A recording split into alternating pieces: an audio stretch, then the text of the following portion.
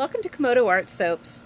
This has been one beast of a video to create. I made 6 different soaps and tried to put them all into one video that hopefully won't put everyone to sleep. If it does, I'm sorry. Maybe it'll cure your insomnia.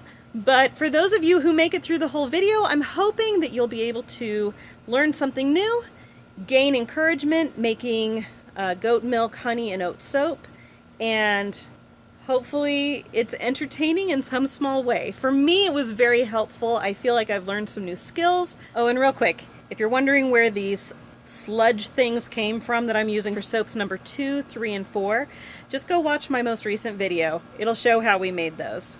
This here is by far the most work I've put into a soap project by far.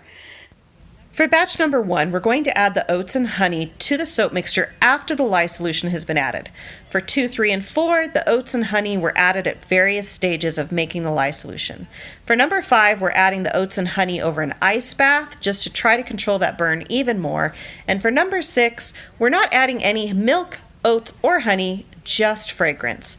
The purpose of this experiment is to find the ideal time to add oats and honey to your soap. Batch number 1 is a go.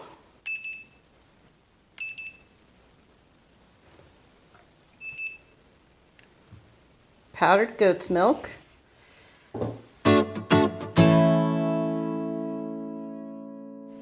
Now that we have the milk mixed in, it's time to add our lye. Remember, this is just the regular lye solution.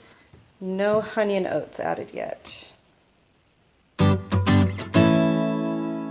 Soap is at a light trace. We're going to go ahead and add the oats, honey, and water that we mixed together earlier. Now, it'll be interesting to see if this has any kind of reaction like it did when we added it straight to the lye mixture, because now there is lye in this soap batter here. All right, so far the batter is staying nice and creamy. There is a slight darkening of the batter going on. Oh, I see a little bit of orangeness going on around the edges. Get that so you guys can see that. Can you see how it's turning like a buttery orange color?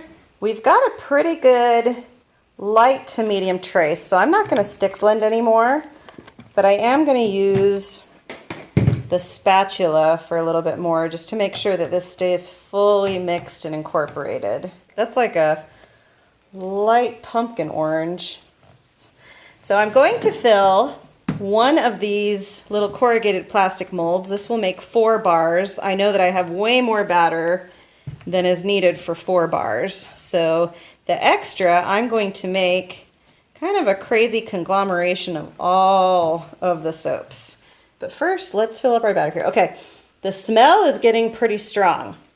Kind of a slightly ammonia. It's like if you mixed ammonia and yeast is what I'm smelling here. All right, looks pretty full. We're gonna tap that down. And you know, just because I'm a soaper, I'm going to just kind of swirl that a little. Number 1 is done. Let me get my little backup mold, and we're just going to add a little bit into each one. Soap number 2 with the thick sludge. Ugh. Trying to stay as close as possible. We're 2 degrees cooler than the other one.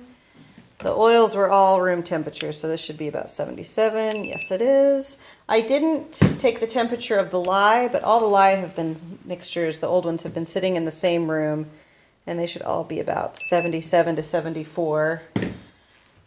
Okay, so in goes the oils, and next goes the goat milk.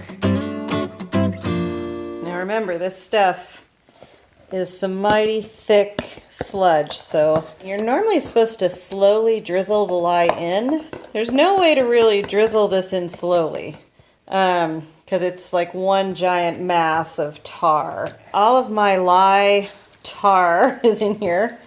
I'm going to try and slowly blend it up a little first before I hit it with the stick blender, just in case it decides to go wonky on me here. It does look rather chunky. There's little orange bits and little brown bits in there.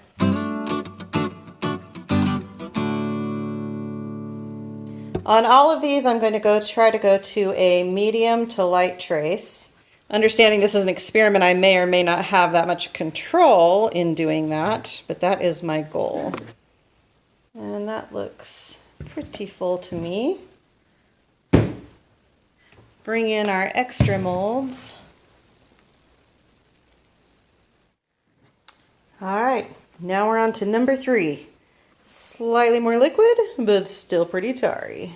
Got the milks in there. I was always worried that the milk would not incorporate into the oils because normally you rehydrate powdered milk in water, but it does. It blends right in. No lumps, no clumps. Adding in the number 3 lye mixture.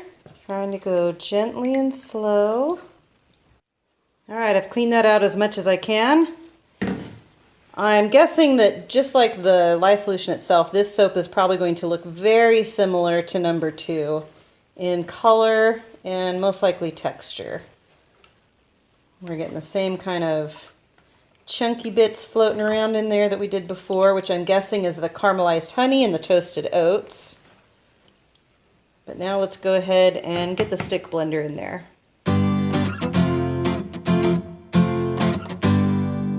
I do think it's lighter in color than number 2, so that's kind of cool. This is more of a milk chocolate than a dark chocolate color. Got a medium to thick trace here. Whoops! It looks about the same color. I'd say it's just a tad bit lighter than number 2. All right, number 4. This is definitely more liquidy and more orange.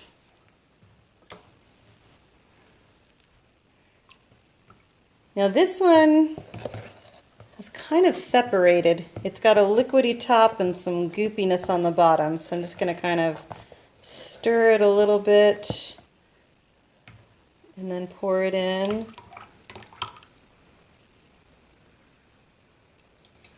Remember this one, I tried really hard to get all those boogery clumps out. It looks like it definitely still has some, so hopefully the stick blender can take care of that. I'm happy to say I don't see any lumps. This looks like a smooth homemade caramel sauce right now. From part 1 during my experiment, a lot of people commented that I could do it over an ice bath. And I knew I'd probably get some more comments about an ice bath on this video as well, so I thought, let's just do one over an ice bath to see. So I have my lye solution. It's the same ratio as all the others. It is currently at a temperature of 36 degrees, which is different from the ice, just in case you think I'm seeing right through to the ice. The ice is at 29 degrees. We are going to go ahead and add our lye mixture. Now remember, when we did it at 40 degrees with the lye solution, it turned that bright, bright orange. So let's see how it reacts while in ice. It is getting that dark yellow color that we got right before it turned orange with number 4. It's at 75. I am seeing a few of those boogery chunks, but it's not turning crazy orange. We've been soaping with all of our lye mixtures at room temperature. This is cooler than that. It's at 67, but we're going to go ahead and use it in our next soap batch. Time for number 5. Done over an ice bath. Time for our bright orange lye. Ew, we did start to get some of those goobers. Ugh, I got a booger on my spatula and I can't get it off. All right. That's a fun peachy orange color. It'll also be interesting to see what these colors do after the soap is cured. Because this color right here, I mean, it's a beautiful peach. All right, we have our number 5. And here it goes. I love that color. This is definitely the brightest color of the bunch. I hope this color stays through the cure, because if so, what a fun way to color soap. It's time for number 6. Number 6 will have neither honey, oats, nor goat milk in it. It will, however, have Crafter's Choice Goat Milk and Honey Fragrance Oil. So it will smell like all those ingredients, and it will probably smell a lot stronger and a lot better than all the others. This will discolor. It's 8% vanillin. It will discolor to a tan color.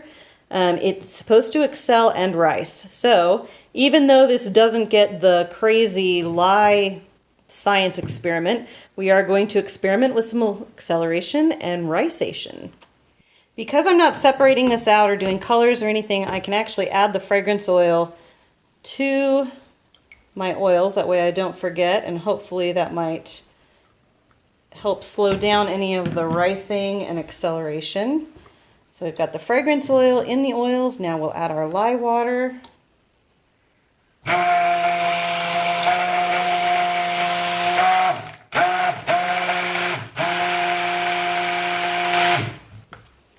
Whoa, that did accelerate very fast. Oh, goodness. We are at thick pudding consistency here. Let's see. I don't know if I can actually mix this anymore. Now the question is, I've heard that when soap seizes, you can let it sit and it will go through gel phase in the bowl. But for gel phase, it has to heat up. So, I mean, it's at 112, but look at that. Oh, soap on a stick. Okay, so whoa, you guys, I mean, look at that.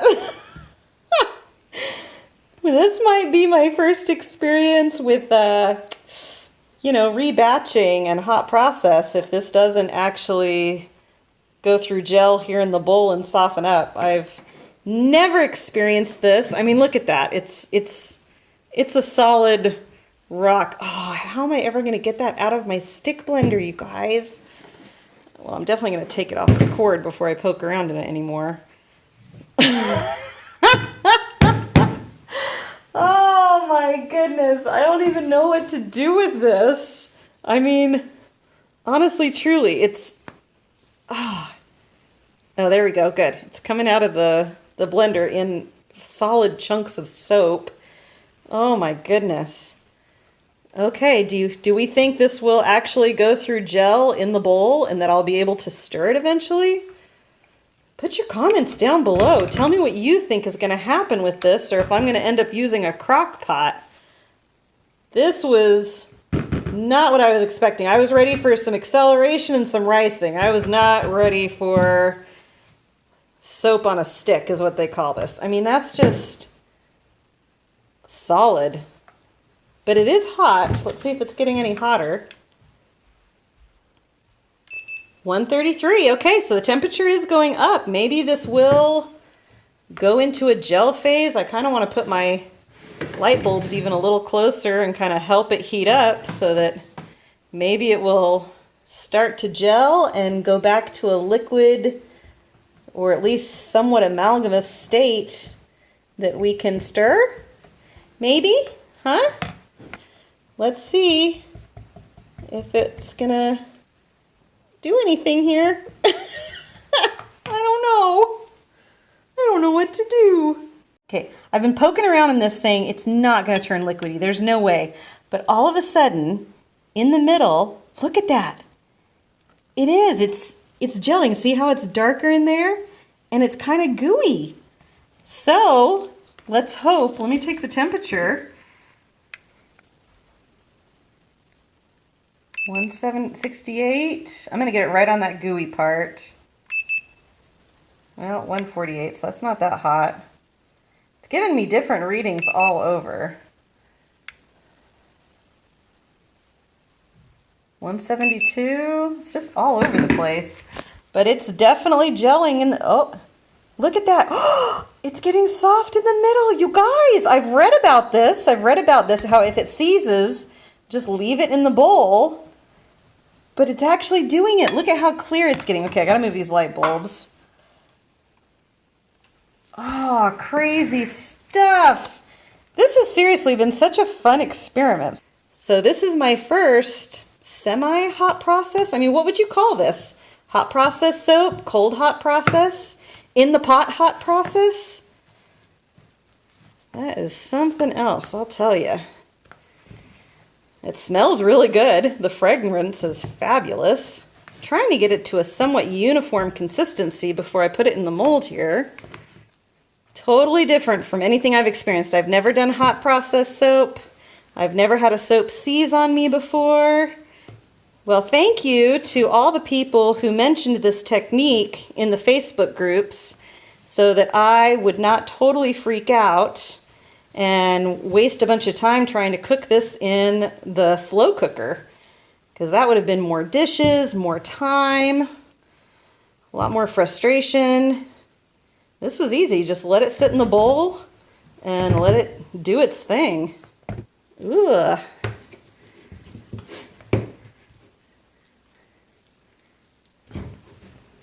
I've seen some really pretty hot process soaps. They kind of have a marbleized look. So this might end up being really pretty. Who knows? Who knows anything? Okay, I don't know. I don't think that looks pretty, but we'll see. It's very thick, very hot. I'm just gonna kind of push that in here. Bad soap! You're naughty, naughty soap! That's a pretty soap, isn't it? Well, it didn't stay very fluid for very long. So I'm just ripping off chunks and slapping them on the top here, hoping it will look abstract and artistic, but I think it just looks like you know what. Don't mean this to be a teaser, but we're gonna finish this tomorrow because this video is already way too long. Come back tomorrow, we'll show the cutting of the soap and how those multi-level bars turned out. They're ugly.